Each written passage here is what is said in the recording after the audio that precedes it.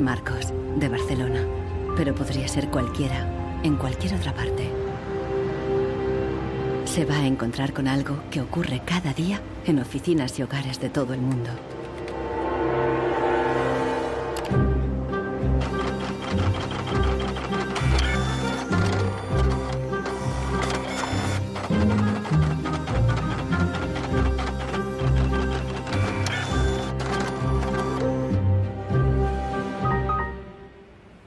Una pieza de la impresora ha fallado y el fabricante recomienda llevarla al servicio técnico. El meu tècnic fa un diagnòstic previ, pero aquest diagnòstic ja són 15 euros més IVA. Seguramente será difícil encontrar las piezas para poder repararla. Realment, reparar-la no li surt molt a compte. Que reparar-la parlem d'uns 110, 120 euros. Tienes impresoras desde 39 euros. Per preu, té una impressora que té molta més velocitat d'impressió. Jo t'aconsellaria que miressis impressores noves. Així que, sens dubte, jo em compraria una nova, Ensenyo. No es casualidad que los tres vendedores sugieran comprar una nueva impresora. Si acepta, Marcos será una víctima más de la obsolescencia programada, el motor secreto de nuestra sociedad de consumo. Our role in life seems to be just to consume things with credit, to borrow money to buy things we don't need. Nous vivons dans une société dominée par une économie de croissance dont la logique est non pas croître pour satisfaire les besoins, mais croître pour croître. Dans une société de croissance, quand il n'y a pas de croissance, c'est catastrophique. So if the consumer does not purchase, the economy is not going to grow. Planned obsolescence, the desire on the part of a consumer to own something a little newer, a little sooner than is necessary. En este documental revelaremos cómo la obsolescencia programada ha definido nuestras vidas desde los años 20, cuando los fabricantes empezaron a acortar la vida de los productos para aumentar las ventas. Also hat man sich gedacht, dann beschränken wir einfach die Lebensdauer auf 1000 Stunden. Descubriremos que diseñadores e ingenieros se vieron forzados a adoptar nuevos valores y objetivos. Was back to the drawing board and come out with something that was more fragile. They time those things. They time them. So when you finally paid for them, they're used up. Conoceremos una nueva generación de consumidores que está llevando la contraria a los fabricantes. I do think that Apple's development of the iPod was intended to be one of planned obsolescence.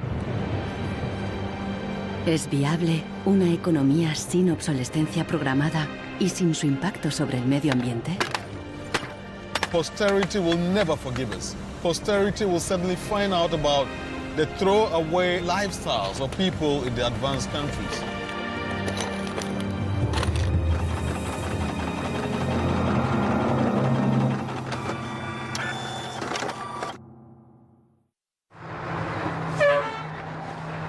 Welcome to Livermore, California, home of the longest burning light bulb in the world. My name's Lynn Owens, and I am chairman of the Light Bulb Committee. It was in 1972 when we discovered that the light bulb that was hanging in the fire station was a significant light bulb. We didn't have any idea at all how old it was until a newspaper man by the name of Mike Dunstan started doing research. He was still able to talk to some of the old volunteer firefighters who were in their 90s at that time and who verified that the light bulb had been burning continuously since 1901. 109 años y sigue sumando. La imagen de la bombilla está en Internet 24 horas al día. De momento se han agotado ya 2 webcams y la bombilla va por la tercera.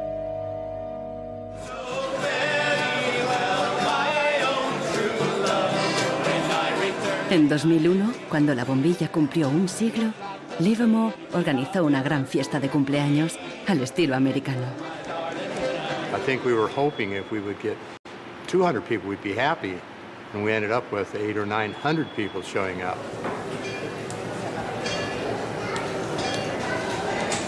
One nation, under God, indivisible, with liberty and justice. Do you think that anybody would sing happy birthday to a light bulb?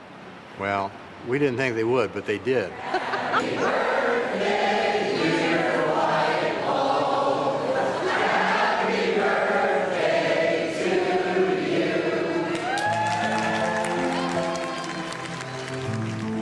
The origin of the bulb was, it was produced in a town called Shelby, Ohio, back around 1895, and put together by some very interesting ladies that I have some pictures of, and some gentlemen that invested in the company. The filament was invented by Adolphe Chaillet. He invented his filament to last.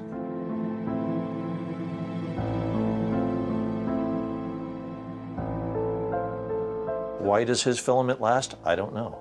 It's a secret that he made and that died with him. La fórmula para un filamento de larga duración no es el único misterio en la historia de las bombillas. Un secreto mucho mayor es cómo y por qué este humilde producto se convirtió en la primera víctima de la obsolescencia programada. Weihnachten 1924 war ein ganz besonderer Tag. In einem Hinterzimmer in Genf trafen sich einige Herren in Nadelstreifenanzügen, um einem geheimen Plan nachzugehen. Sie gründeten das erste weltweite Kartell, das sich zum Ziel setzte, die Glühbirnenproduktion der gesamten Länder zu kontrollieren und den Kuchen namens Weltmarkt unter sich aufzuteilen. Dieses Kartell hat den Namen Phoebus.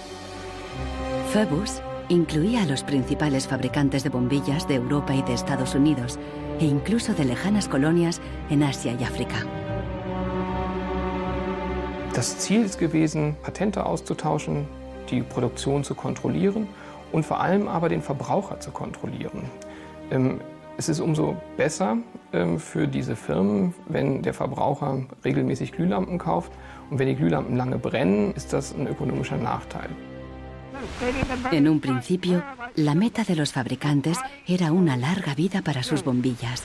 On October 21st, 1871, numerous experiments resulted in the production of a small unit lamp of comparatively enormous resistance. The filament being under conditions of great stability after the... En 1881, Edison puso a la venta su primera bombilla. Duraba 1500 horas.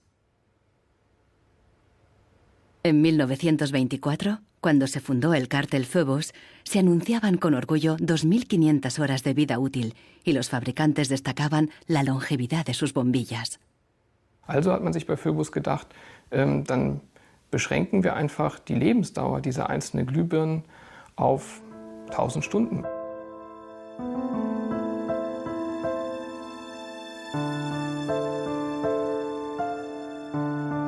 (1925) wird ein entsprechendes Komitee gegründet, das 1000 Hour Life Committee, was sich zum Ziel setzt, auf technischer Basis die Lebensdauer der Glühlampen auf diese Brenndauer zu beschränken. Más de 80 años después, Helmut Höge, un historiador de Berlín, encuentra pruebas de las actividades del comité ocultas entre los documentos internos de los miembros del cártel. Empresas como Philips en Holanda, Osram en Alemania y Lámparas Z en España. Hier haben wir ein Kartelldokument, da steht: The average life of lamps for general lighting service must not be guaranteed, published or offered for another value than 1000 hours. Presionados por el cártel, los fabricantes realizaron experimentos para crear una bombilla más frágil que cumpliera con la nueva norma de las 1000 horas.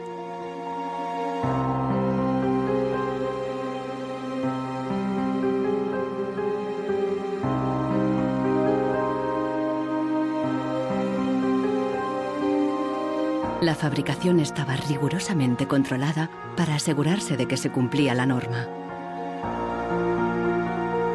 Eine Maßnahme bestand beispielsweise darin, einen Prüfstand zu errichten, in dem viele kleine Sockel zu finden sind, in die dann wiederum einzelne Exemplare aus verschiedenen Produktionsreihen eingeschraubt wurden und Firmen wie Osram haben dann genauestens protokolliert, wie lange diese Lampen brannten. Phoebus creó una complicada burocracia para imponer sus reglas. Los fabricantes eran multados severamente si se desviaban de los objetivos marcados.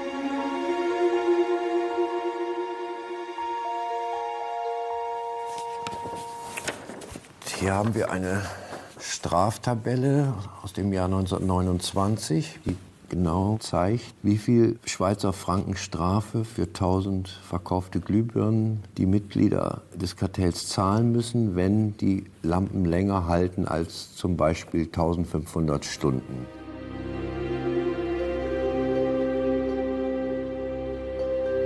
A medida que la obsolescencia programada surtía efecto, la vida útil empezó a caer. En solo 2 años pasó de 2.500 horas a menos de 1.500. En los años 40, el cártel ya había conseguido su objetivo. Una bombilla estándar duraba 1000 horas.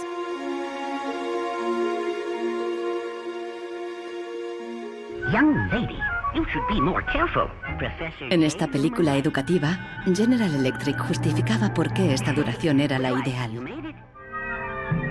Just look at that filament. How long a light bulb lasts depends largely on how hot the filament is burned. Samples from every factory are tested to make sure that they're as good as we want them to be. I can see how this was very tempting in 1932. I think at the time sustainability was actually substantially less of an issue because I don't think they looked at the planet as being one with finite amount of resources. They looked at it as from an abundance perspective.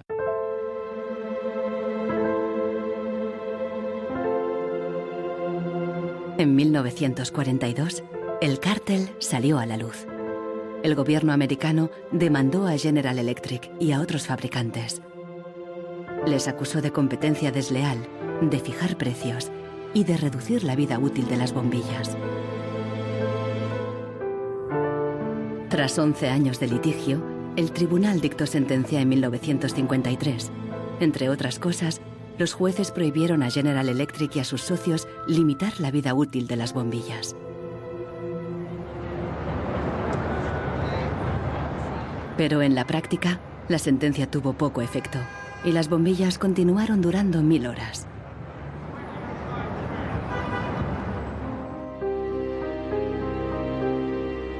En las décadas siguientes se patentaron docenas de nuevas bombillas, incluso una que duraba 100.000 horas. Pero ninguna llegó a comercializarse. Offiziell hat es ja Phoebus eigentlich nie gegeben, wenn auch diese Spuren der Öffentlichkeit nie ganz verborgen gewesen sind. Die Strategie dahinter ist, sich in bestimmten Zeitabständen immer wieder umzubenennen. Dann heißt es mal internationales Elektrizitätskartell, dann mal wieder irgendein anderer Name. Entscheidend ist, dass diese Idee als Institution natürlich weiter besteht. Ironically, the light bulb has always been a symbol for ideas and innovation, and yet it's one of the early and best examples of planned obsolescence. Nichols Fox vive en un lugar perdido en las montañas de Virginia. Aquí escribe sobre el impacto social de la tecnología y a veces se atreve con la poesía.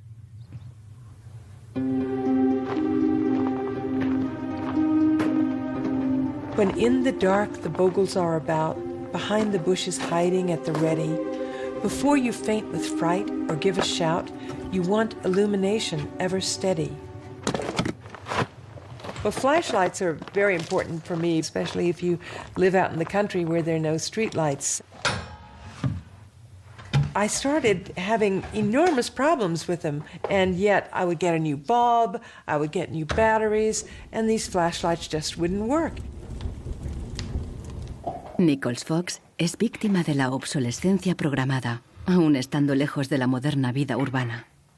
Here's a General Electric memo from the 30s. 2 or 3 years ago, we proposed a reduction in the life of flashlight lamps from the old basis on which one lamp was supposed to outlast 3 batteries to a point where the life of the lamp and the life of the battery would be approximately equal.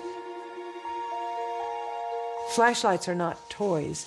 Flashlights are safety devices. It's just infuriating, really, to think that, first of all, they would do this so quietly, and second of all, they would do it at all. I believe it's the duty of everyone to complain about products that don't work. So I decided to write sonnets of complaint. A sonnet of complaint, I prefer the Italianate form of sonnet, which Shakespeare used. Instead, this box is filled with a collection of flashlights dead and way beyond repair. Scarcely used and coddled to perfection, their quick demise I cannot think is fair. So can it really be too much to ask that Ever-Ready's lights be made to last?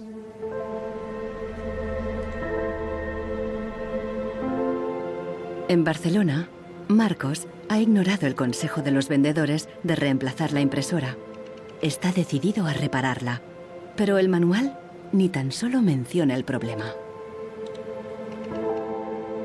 Buscando por los foros de Internet, descubre que no está solo. Doncs hi ha molta gent als fòrums que té els mateixos problemes que jo, que té problemes a la impressora, no l'imprimeix, es bloqueja i no poden fer res. Pasa amb diverses marques de impresoras. Ninguno de los cientos de mensajes ofrece una solución. Marcos está buscando una aguja en un pajar.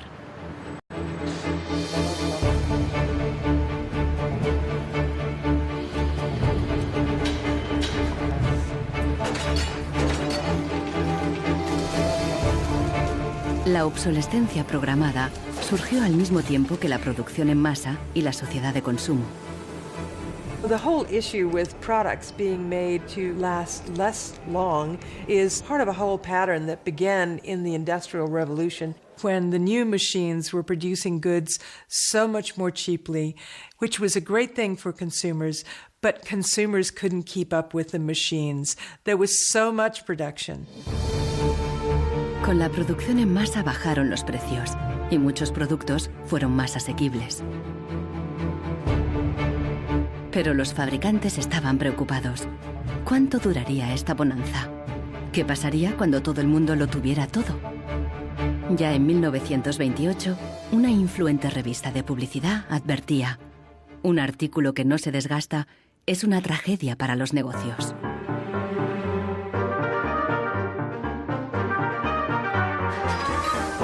La tragedia afectó especialmente a Henry Ford, el padre de la producción en cadena. Para poner su modelo T al alcance del consumidor medio, Ford lo produjo en masa, a partir de un único diseño básico que ofrecía fiabilidad y durabilidad. It was this noisy, smelly, dirty Model T Ford that made women very unhappy, but the men treated like a piece of farm machinery. But it was the workhorse of America. La estrategia del modelo único fue un gran éxito, y a principios de los años 20, la mitad de los coches del mundo eran Ford T. Para superar a Ford, sus competidores de General Motors apostaron por una estrategia diferente, ideada por su presidente Alfred Sloan. En lugar de hacer el nuevo Chevrolet tan fiable y duradero como el modelo T, Sloan le dio un giro radical y fundamentalmente estético. Sloan put a new dress on it and gave a new lipstick and put it out on the market for slightly less than what the Ford Model T sold for. And because it was a prettier design than the Model T, it sold like hotcakes. So he realized that he didn't have to beat Ford at his engineering game. He could beat Ford at the design game. Sloan introdujo el concepto del modelo anual, con una sucesión de diferentes tamaños, formas y colores. Su objetivo era que los consumidores cambiaran de coche cada 3 años. La estrategia funcionó y las ventas de Ford cayeron porque los consumidores empezaron a ver el modelo T anticuado y obsoleto. En 1927, tras producir 15 millones de unidades, Ford retiró el modelo T del mercado.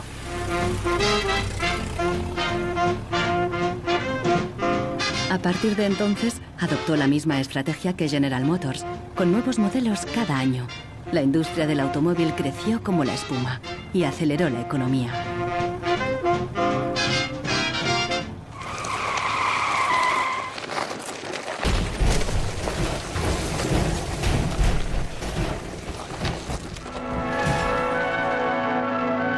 En 1929, la crisis de Wall Street frenó en seco la incipiente sociedad de consumo y llevó a los Estados Unidos a una profunda recesión económica. Unemployment reached staggering proportions. By 1933, 1/4 of our labor force was unemployed. Las colas ya no eran para comprar, sino para pedir trabajo y comida. En 1933, el presidente Roosevelt introdujo el New Deal, su programa para sacar al país de la Gran Depresión, a través de enormes inversiones en obras públicas. Good, sound men and women wanted to earn the help they got, to hold up their heads, to keep themselves from going rusty. Retail business needed their purchasing power to stimulate trade.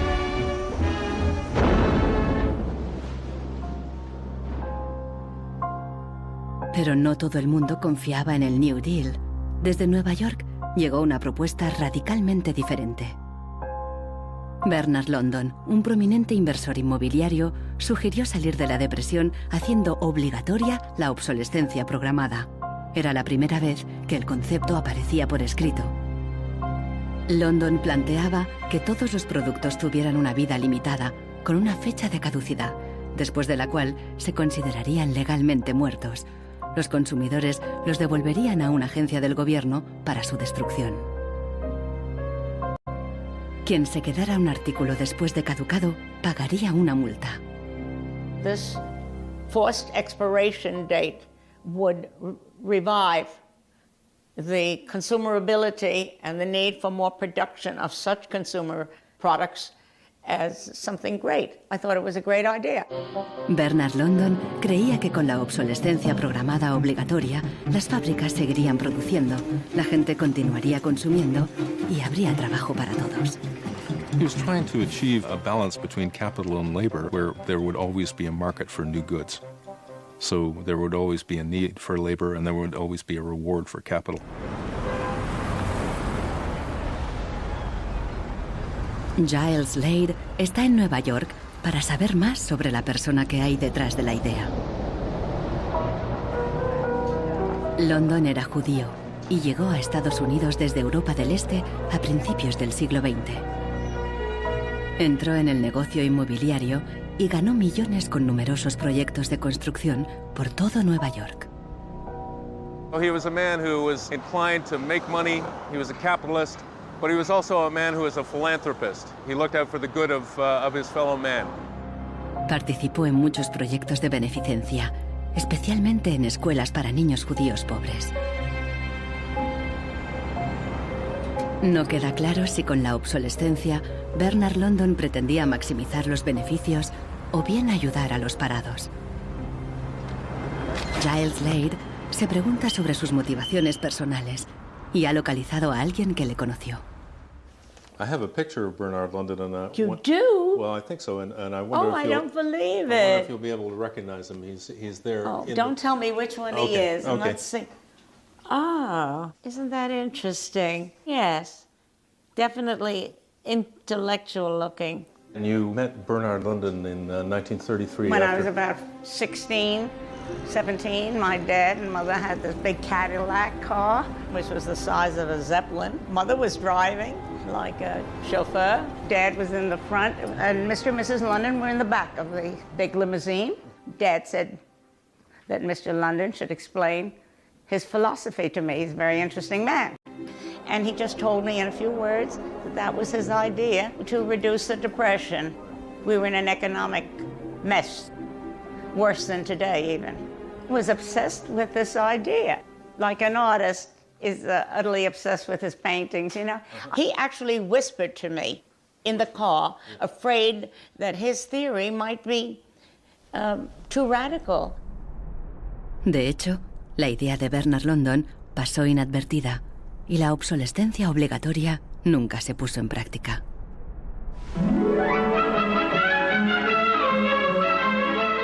20 años más tarde, en los años 50, la obsolescencia programada resurgió, pero con un giro crucial. Ya no se trataba de obligar al consumidor, sino de seducirle. Planned obsolescence. The desire on the part of a consumer to own something a little newer, a little better, a little sooner than is necessary. We certainly in America and by Esta es la voz de Brooks Stevens, el apóstol de la obsolescencia programada en la América de la posguerra. Este elegante diseñador industrial creó desde electrodomésticos hasta coches y trenes, contando siempre con la obsolescencia programada. A tono con la época, los diseños de Brooks Stevens transmitían velocidad y modernidad. Hasta su casa era inusual. This is the home that my father designed and that I grew up in.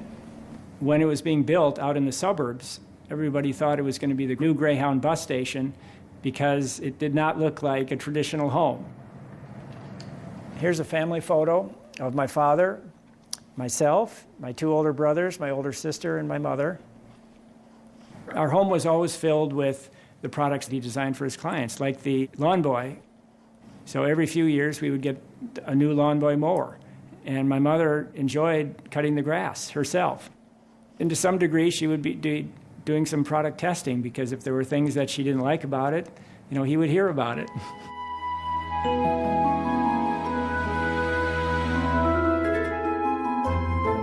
One of the most important things that my father felt always in designing a product is that it made a statement. He detested products that were bland and really did not, you know, create any desire within the consumer to inspire the purchase.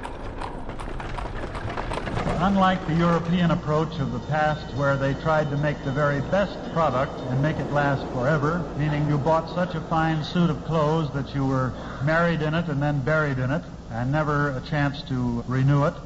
The approach in America is one of making the American consumer unhappy with the product that he has enjoyed the use of for a period, have him pass it on to the second-hand market, and obtain the newest product with the newest possible look.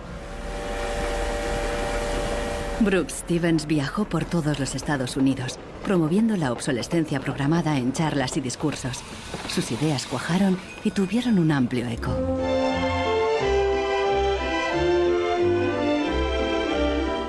Women and men alike are increasingly interested in the look of things. They eagerly give their attention to what's new and beautiful and advanced. Oldsmobile's elegant golden rocket. Sports outfit by Pat Primo of Los Angeles.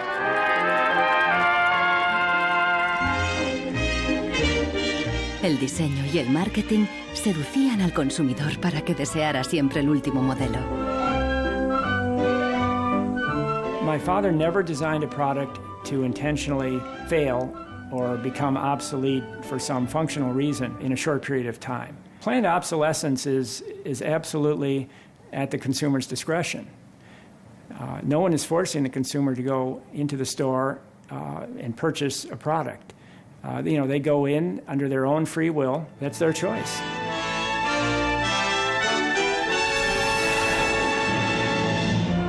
Libertad y felicidad a través del consumo ilimitado. El estilo de vida americano de los años 50 sentó las bases de la sociedad de consumo actual.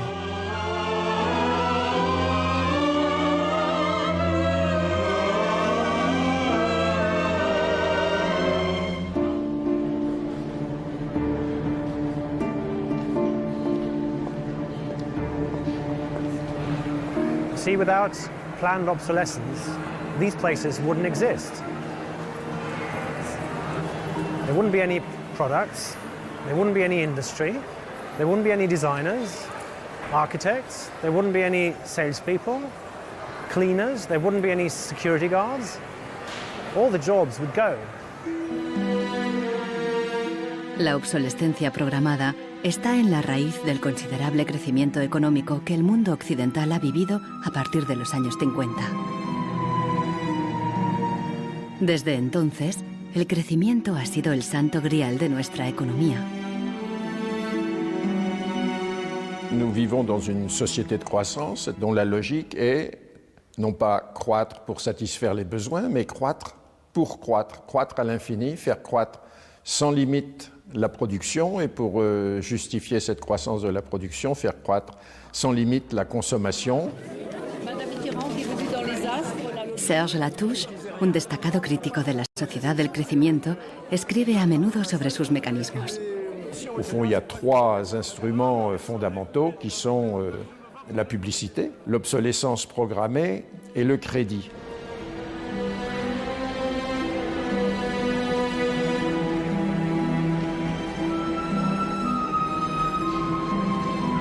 In the last generation or so, our role in life seems to be just to consume things with credit, to borrow money to buy things we don't need. That makes no real sense to me at all. Los críticos de la sociedad del crecimiento alertan de que no es sostenible a largo plazo, porque se basa en una contradicción flagrante. Celui qui croit qu'une croissance infinie est compatible avec une planète finie est soit un fou, soit un économiste. Le drame, c'est qu'au fond, nous sommes tous des économistes maintenant.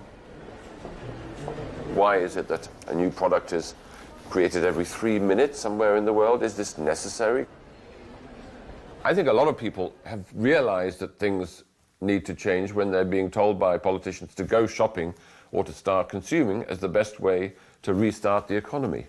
On peut dire qu'avec la société de croissance, on est embarqué dans un bolide qui désormais manifestement n'a plus de pilote, qui va à toute allure et dont on peut prévoir le destin, qui est soit de se fracasser contre un mur, soit de sombrer dans un précipice.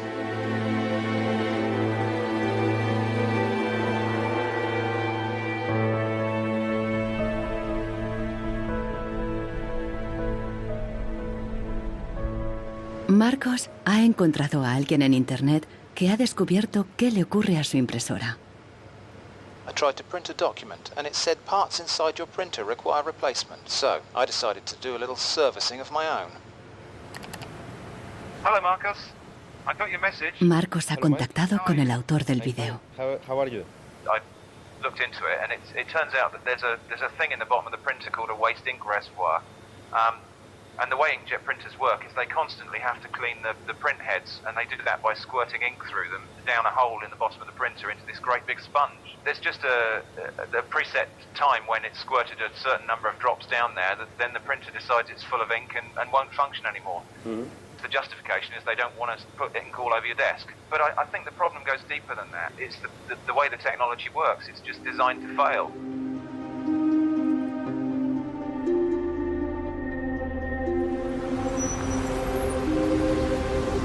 ¿Es ético diseñar un producto para que falle? ¿Qué opinan los diseñadores y los ingenieros de la obsolescencia programada? Giles Slade está investigando cómo reaccionaron cuando el concepto se extendió. In the 1950s, there's a debate among engineers about whether or not they should be deliberately death-dating products. And most of the debate is framed in a magazine called Design News. Las empresas querían que se acortara deliberadamente la vida útil de los productos mediante el diseño técnico.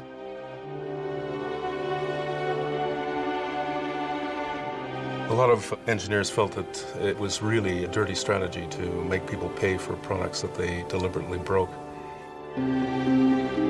Las cartas al director de Design News reflejan la intensidad del debate. A nation such as ours, leader among nations, turns its engineers into destroyers. It is even a crime against the natural law of God, and that we waste that which He has given us. So engineers were in a really complicated ethical time. This confrontation with planned obsolescence provoked them to examine their most basic ethical concepts.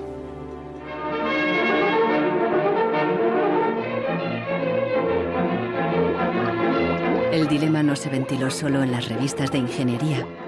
En un clásico del cine británico de 1951, un joven y emprendedor químico inventa un hilo que repele la suciedad y no se desgasta. El químico cree que ha conseguido un gran progreso.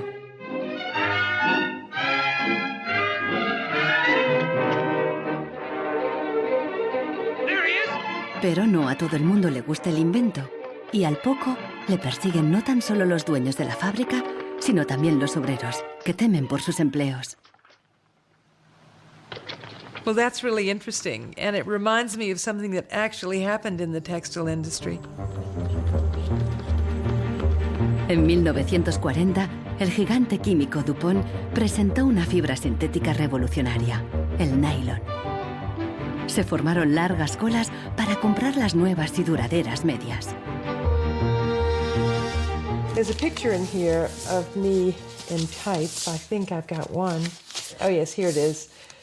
Stockings were a big issue in the 50s and the 60s. You had to wear them. To go out without stockings was really quite shocking.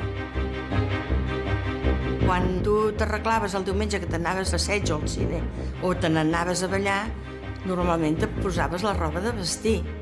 Llavors, clar, requeria posar-te unes mitges boniques.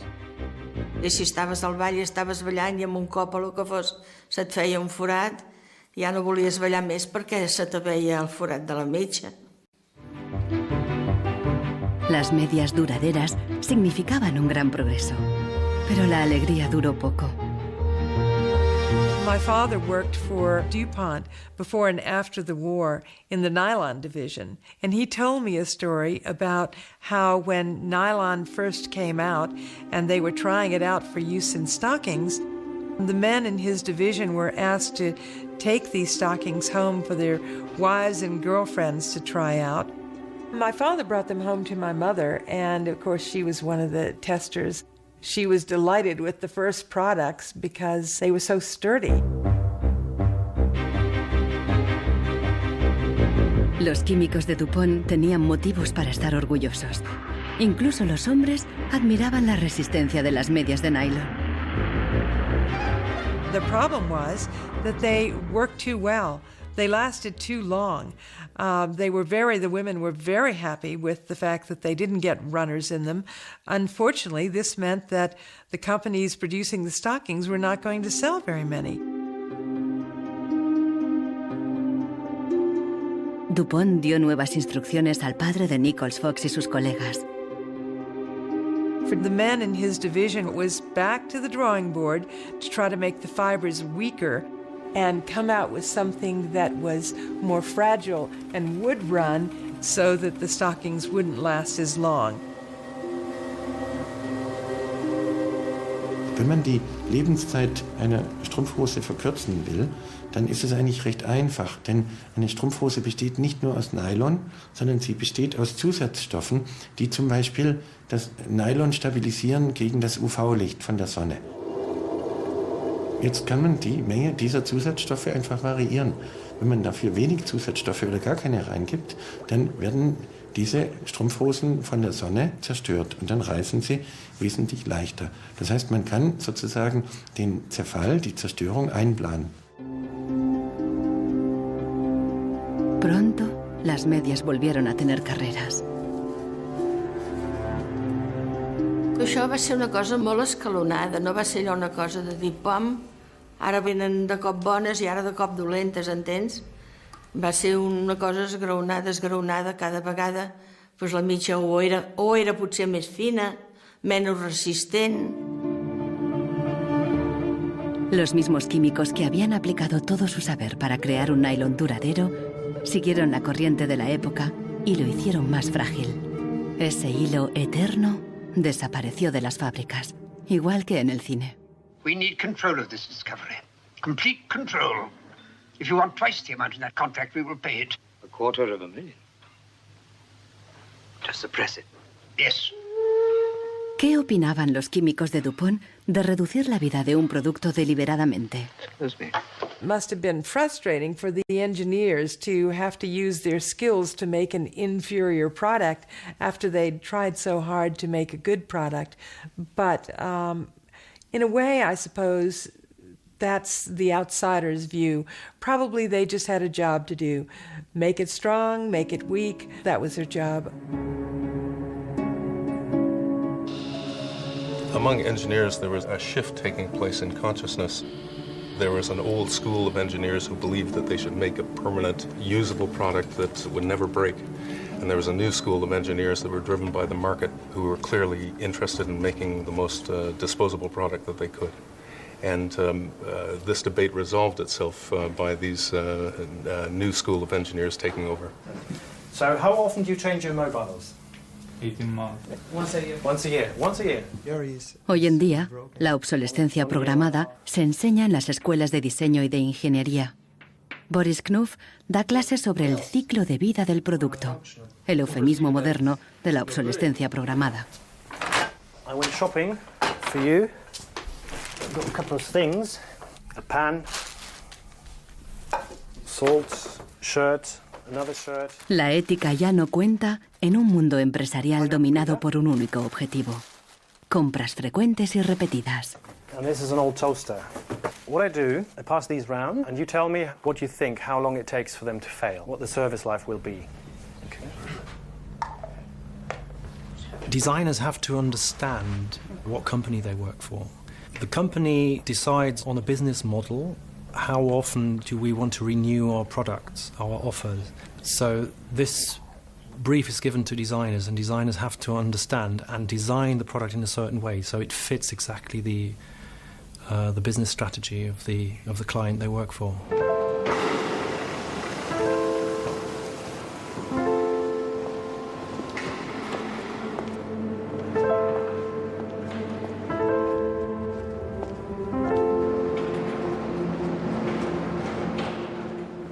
Consultando manuales de instrucciones, Marcos se da cuenta de que los ingenieros determinan la vida útil de muchas impresoras al diseñarlas.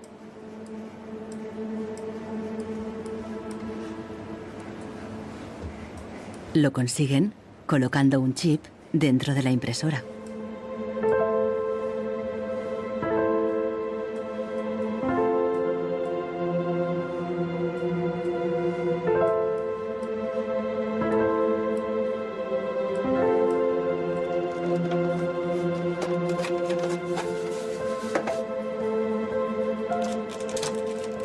Hi ha trobat el xip, que és una EEPROM, que és un xip on es guarda una compta d'impressions.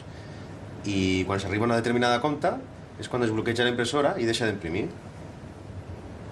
Ahora que ha descubierto al culpable, Marcos intentará poner en marcha de nuevo su impresora.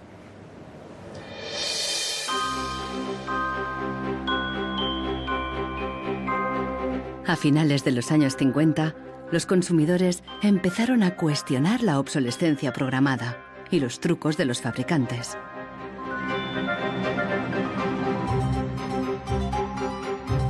La Asociación de Consumidores de Estados Unidos puso a prueba la vida útil y la durabilidad de numerosos productos. La asociación publicó los resultados en su revista, de creciente tirada e influencia. También empezó a presionar para conseguir protección legal para el consumidor.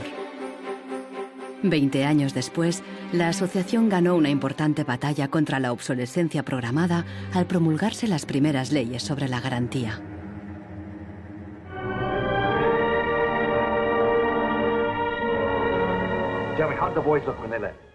La cultura popular también empezó a hacerse eco de la obsolescencia programada.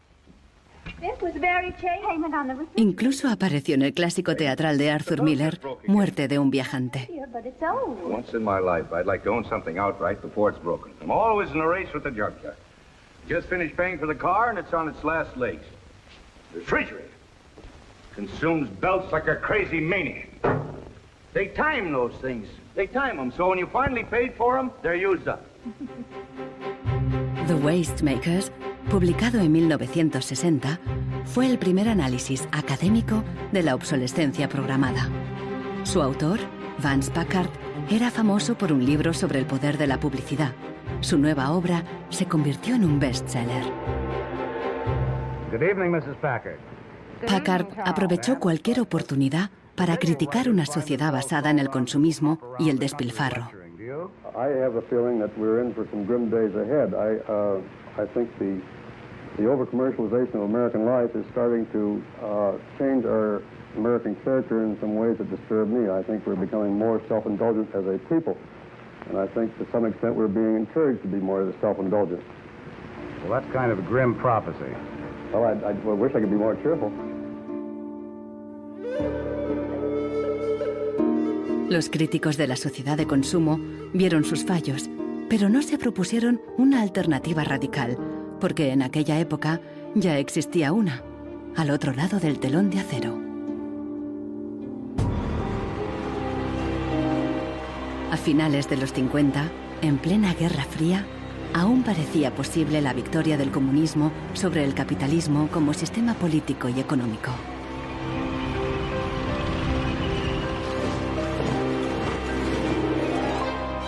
La economía comunista no se basaba en el libre mercado, sino que estaba planificada por el Estado.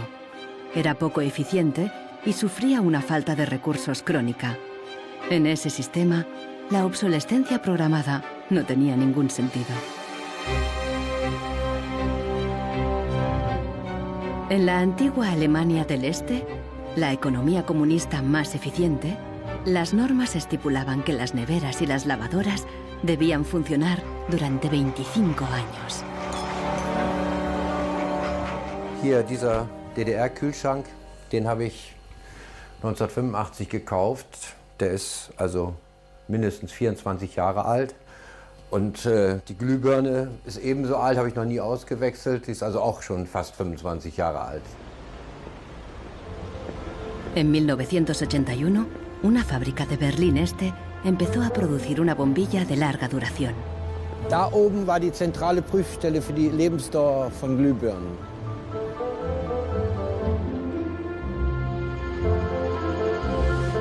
Los responsables de la fábrica presentaron la nueva bombilla en una feria internacional, en busca de compradores occidentales.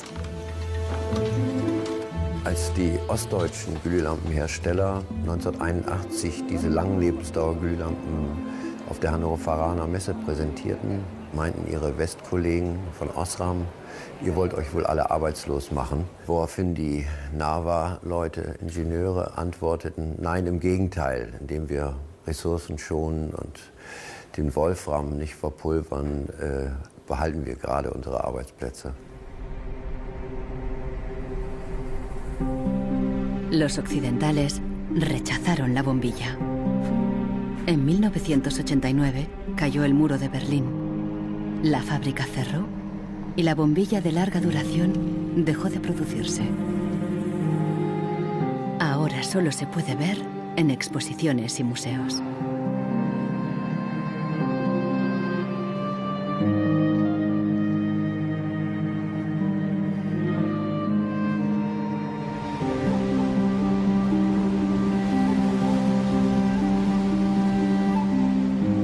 Veinte años después de la caída del muro de Berlín, el consumismo desenfrenado se da tanto en el este como en el oeste.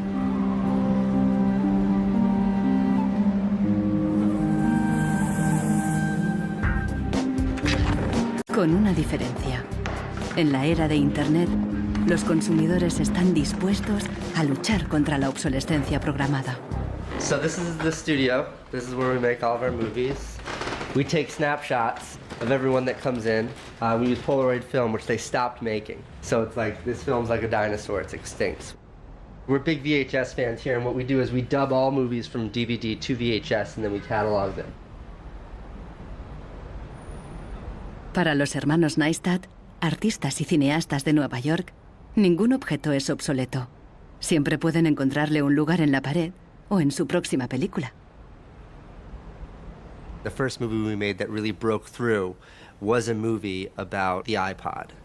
And I was completely broke, and I had gotten this iPod. It was like $500, $400. And about 8 months later, 12 months later maybe, the battery died in it. And I called Apple to ask them to replace the battery. And their policy at the time was to tell their customers to buy a new iPod. You might as well go get a new one. Apple doesn't offer? No. Apple doesn't offer a new battery for the iPod? No. It wasn't that the battery died that was annoying, because in my Nokia cell phone, the battery dies, you buy a new battery. Even in my Apple laptop, when the battery would die, you replace the battery. But in the iPod, this expensive piece of hardware, when the battery died, you had to replace the entire unit. So it was my brother's idea to make a movie about just that. We went around with a stencil spray painting on every iPod advertisement we saw in town. iPod's unreplaceable battery lasts only 18 months.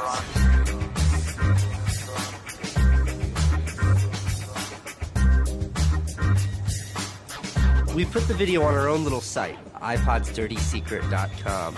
The first month, 6 weeks, it was at 5-6 million views. And the site went absolutely bananas. Una abogada de San Francisco, Elizabeth Pritzker, oyó hablar del vídeo y decidió demandar a Apple por el tema de la batería del iPod. Medio siglo después del caso del cártel, la obsolescencia programada llegaba de nuevo a los tribunales. When we brought this litigation, this was 2 years after the iPod was introduced, Apple had sold about 3 million iPods nationwide in the United States. Buena parte de esos iPods tenían problemas con la batería y sus propietarios estaban dispuestos a ir a los tribunales. Igual que el vídeo de los hermanos Neistat, la idea de una demanda se extendió por Internet y captó la atención de miles de afectados. Uno de ellos era Andrew Westley. I'm a music-oriented person, and my iPod is an extension of my being.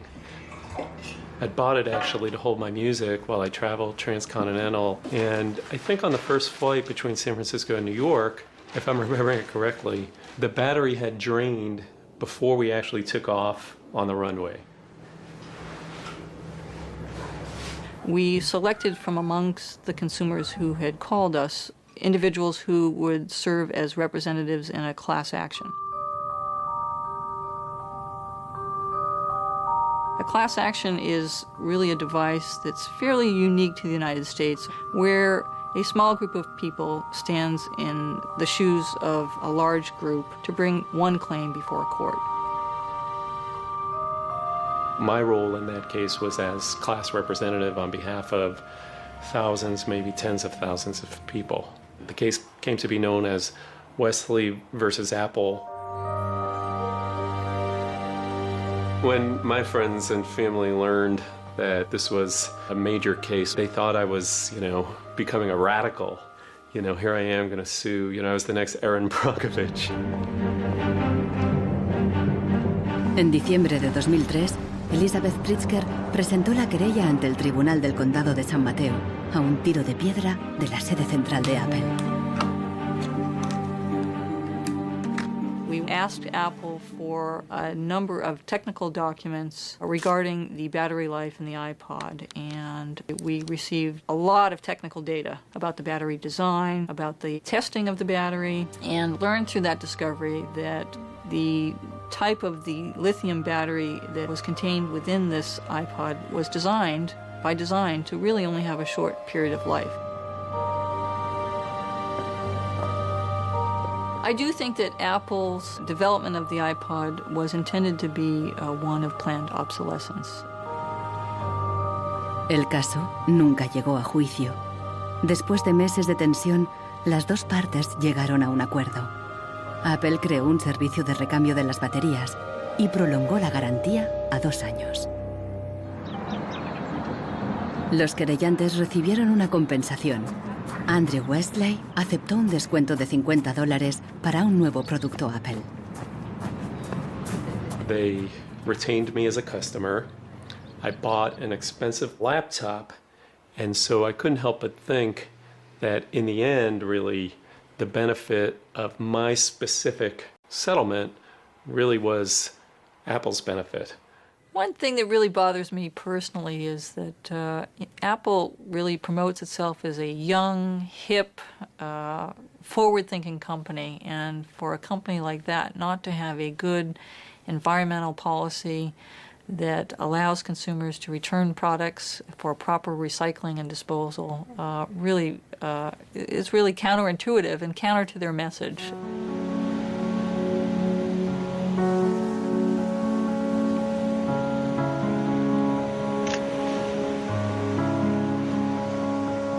La obsolescencia programada del tercer mundo, como Ghana, en África. It's been between 8 and 9 years now when I noticed that loads and loads of containers were coming to this country with electronic waste. We're talking about end-of-life computers, end-of-life television sets, which nobody wants in the developed countries. Un tratado internacional prohíbe enviar residuos electrónicos al tercer mundo. Pero los mercaderes usan un simple truco: declararlos productos de segunda mano. They pack the very good electronic items, usually 10 out of a 40-footer container, in front, and the rest, which is simply junk, behind. So once the custom officials open a container, you think it's loaded with very good electronic items that are functional and would work almost forever.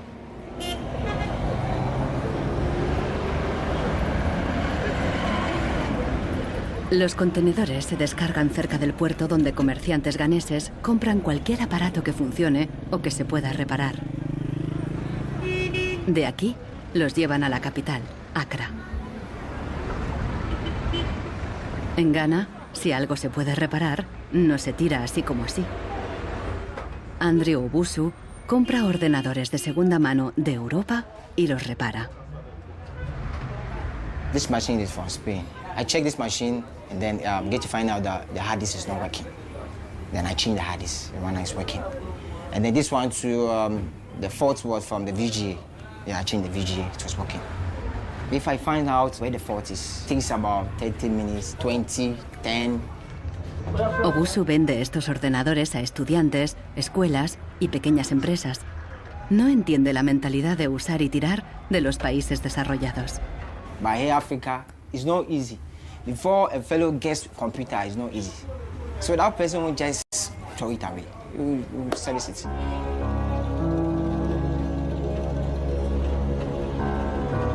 Pero más del 80% de los residuos electrónicos que llegan a Ghana no se pueden reparar y acaban abandonados en vertederos por todo el país. We are at the dump site here in Agbogloshi. In the past, we had this beautiful river called the Odor River, that meandered its way through this area.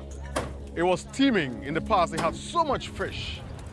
So we actually attended a school not very far away from here. So we'd come play football and hang around the river. The fishermen would organize boat rides, I remember very well. But now it's all finished, it's all gone. And that makes me really, really sad. And it makes me angry. Hoy en día, aquí no hay niños jugando después de clase. En su lugar, jóvenes de familias pobres vienen a buscar chatarra. Queman la funda de plástico de los cables para obtener el metal que llevan dentro.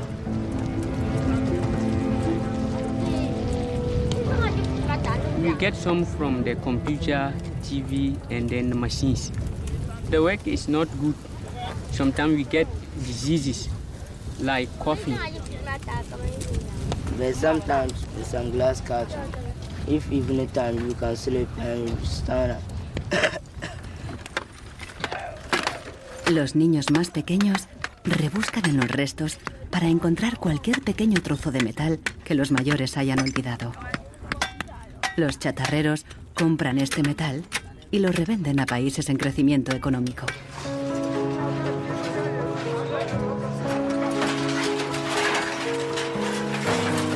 Actualmente, sus clientes principales son Dubái y China.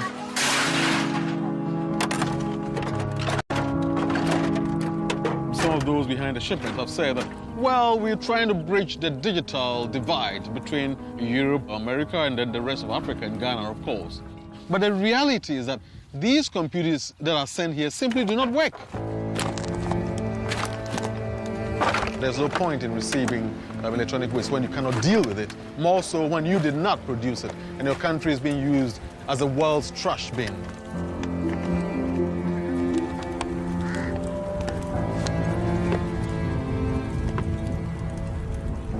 The trash that for so long in the industrial age has been hidden from view is now coming into our lives and we can actually no longer easily avoid it. The waste economy is reaching its last legs because they don't physically have anywhere else to put the waste.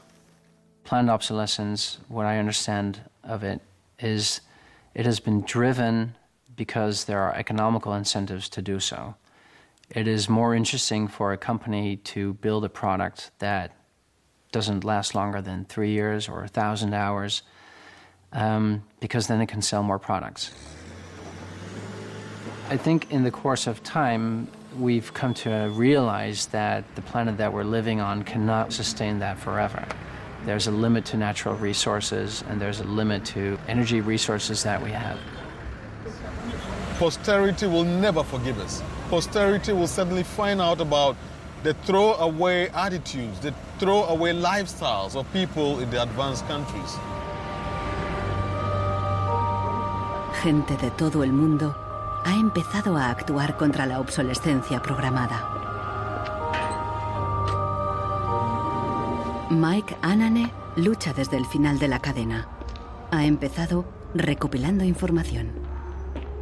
This is where I keep the e-waste that have asset tags or property tags. This says Amu Center Nordvest Sjælland. It's from Denmark. This is from Germany, sent here simply to be dumped. Westminster College, Leeds City Council, also in the UK. This is from Italy. Apple should know better. It's a company that claims to be so green. There's a lot of Apple products that are being dumped here. I have a database that contains the asset tags, the contact addresses, telephone numbers of the companies that owned the electronic waste that have been dumped in Ghana. Mike piensa convertir esta información en pruebas para una denuncia ante un tribunal. We need to take some action, some punitive measure. We need to sue people so they stop dumping e-waste in Ghana. We have in the United States several models of legislation that I think could be adapted in this area. We have, for example, the Clean Air Act, the Clean Water Act. That type of legislation easily could be adapted to the electronic or manufacturing process where you are requiring manufacturers who produce products to ensure that they are disposed of in a way that is environmentally friendly. I think that we've got to stay on top of it. We've got to absolutely band together. We've got to use the internet, we've got to blog about it, and we've got to band together the strength in numbers, and that's the only way to change it.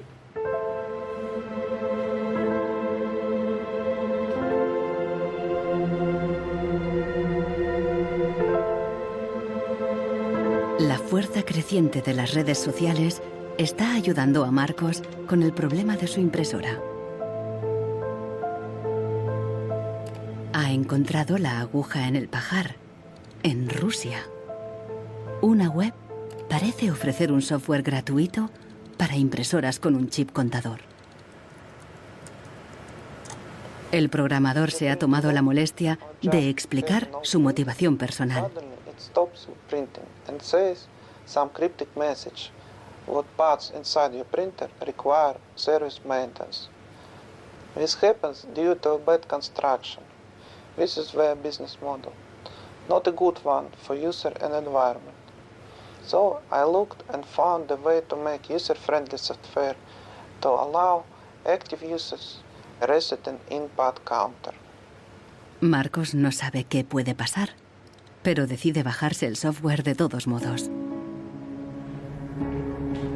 Desde un pequeño pueblo en Francia, John Zácara lucha contra la obsolescencia programada, ayudando a gente de todo el mundo a compartir ideas de negocio y de diseño.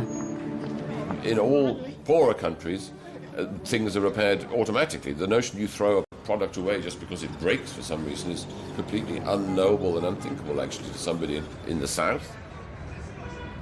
In India, there's an actual word, jugaad, to describe this tradition of being able to fix things pretty much regardless of the complexity of it.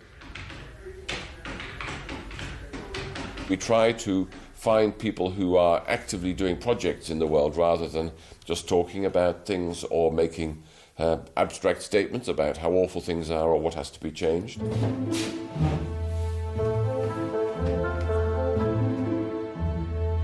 Uno de ellos es Warner Phillips, descendiente de la dinastía de los fabricantes de bombillas. I remember my grandfather taking me to one of the Philips factories in Eindhoven to show me how light bulbs were mass manufactured in factories, which is very, very cool. Casi un siglo después del cártel de la bombilla, Warner Phillips sigue la tradición familiar, pero con una perspectiva diferente. Fabrica una bombilla LED que dura 25 años. That means that you can use the same materials once in 25 years rather than once every year. That means that you don't have to transport the product every year, but only once in 25 years. Para él, no es contradictorio fabricar productos de larga duración y dirigir un negocio rentable. It's not like there's a green world and there is a business world. I think business and sustainability go hand in hand. It's actually the best basis to build a business on. And the only really real way to do that, I believe, is to factor in the true costs of the resources that have been used, but you also look at the energy consumption. You also look at the indirect energy consumption of transportation. Si on faisait vraiment payer aux transporteurs le coût réel du transport, sans parler du fait que le pétrole est une ressource non renouvelable et pour lequel on n'a pas vraiment de substitut, je dirais que le prix du transport devrait être multiplié par 20 ou 30. Avec un prix du kilomètre transporté multiplié par 20 ou 30, ça changerait beaucoup de choses. Una simple bombilla sería mucho más cara si su precio incluyera todos los costes ocultos, materias primas, emisiones de carbono y el impacto ambiental de la producción y el reciclaje. If you factor all of that into every product that you manufacture, then there will be huge incentives for manufacturers and entrepreneurs all over the planet to make products that last forever. También se puede luchar contra la obsolescencia programada replanteando la ingeniería y la producción de los productos. Un concepto nuevo, de la cuna a la cuna. Afirma que si las fábricas funcionaran como la naturaleza, la propia obsolescencia quedaría obsoleta. Wenn man über Umweltschutz redet, meint man bei uns immer sparen, verzichten, vermeiden, reduzieren, Nullabfall, weniger schädlich. Wenn man sich die Natur aber im Frühling anschaut, ein Kirschbaum, kein Sparen, kein Verzichten, kein Vermeiden. El ciclo natural produce en abundancia, pero las flores caídas y las hojas secas no son residuos, sino nutrientes para otros organismos. Die Natur kennt keine Abfälle, sondern sie kennt nur Nährstoffe.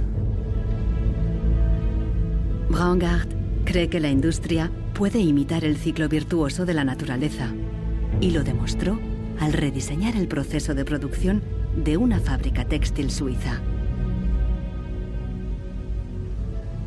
Wenn man zum Beispiel so einen Stoff hat, dazu ein Sofa damit bezieht oder ein Stuhl, dann sind die Zuschnitte, was man abschneidet, so giftig, dass es als Sondermüll entsorgt werden muss. Braungart descubrió que la fábrica usaba, por inercia, cientos de tintes y productos químicos altamente tóxicos. Para fabricar los nuevos tejidos, Braungart y su equipo redujeron la lista a solo 36 sustancias, todas biodegradables. Wir suchen jetzt alle Zutaten raus, dass man sie auch essen könnte. Das heißt, Sie können die klein schneiden und in Müsli packen, wenn Sie wollen. Braungart cree que el concepto de la cuna a la cuna es aplicable a cualquier proceso industrial. Wir können alles nochmal neu erfinden, sodass es entweder biologisch nützlich ist oder technisch nützlich ist. Wenn man eine Müllgesellschaft hat, ist jedes kurzlebige Produkt natürlich ein Müllproblem. Wenn es aber eine Gesellschaft ist, die Nährstoffe macht, ist jedes kurzlebige Produkt wieder eine Chance, etwas Neues zu machen. Para los críticos más radicales de la obsolescencia programada, no basta con reformar los procesos productivos. Quieren replantear nuestra economía y nuestros valores. C'est une vraie révolution. C'est d'abord une révolution culturelle, parce que c'est un changement de paradigme, c'est un changement de mentalité. Esta revolución se llama decrecimiento. Al igual que Brooke Stevens en los años 50, Serge Latouche viaja de charla en charla, pero él propone abandonar totalmente el crecimiento.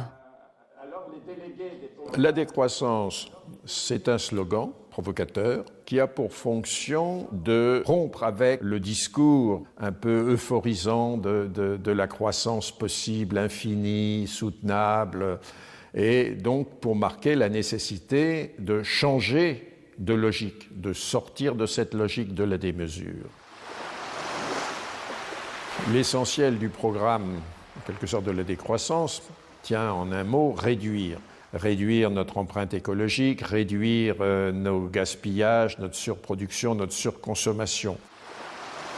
Réduisant la consommation, en réduisant la production, mais en libérant du temps libre, on peut développer d'autres formes de richesse qui ont l'avantage d'être, de ne pas s'épuiser quand on les consomme, comme l'amitié, le savoir. We increasingly rely on objects to give us a sense of self-esteem and identity. It's partly the consequence of the breakdown of things that used to give us identity, like membership of a community or relationship to the land, or all sorts of soft and social things which have been replaced by consumerism. Si le bonheur dépendait du niveau de consommation, on devrait être dans la félicité absolue, parce que nous consommons 26 fois plus que du temps de Marx, mais toutes les enquêtes montrent que les gens ne sont pas 20 fois plus heureux, peut-être même qu'il y a une relation inverse au-delà d'un certain seuil, entre la croissance de la consommation et la croissance du sentiment de bonheur, parce que le bonheur est toujours quelque chose de subjectif, évidemment. Los críticos del decrecimiento temen que destruirá la economía y nos llevará de vuelta a la edad de piedra. Revenir à une société soutenable, c'est-à-dire une société dont l'empreinte écologique ne dépasse pas une planète, eh bien, ça n'est pas revenir à l'âge de pierre, c'est revenir, toutes choses égales d'ailleurs, pour un pays comme la France, aux années 60. Ça n'est pas vraiment l'âge de pierre. On peut dire que la société de décroissance réalise la vision de Gandhi qui disait le monde est assez grand pour satisfaire les besoins de tous, mais il sera toujours trop petit pour satisfaire l'avidité de quelques-uns.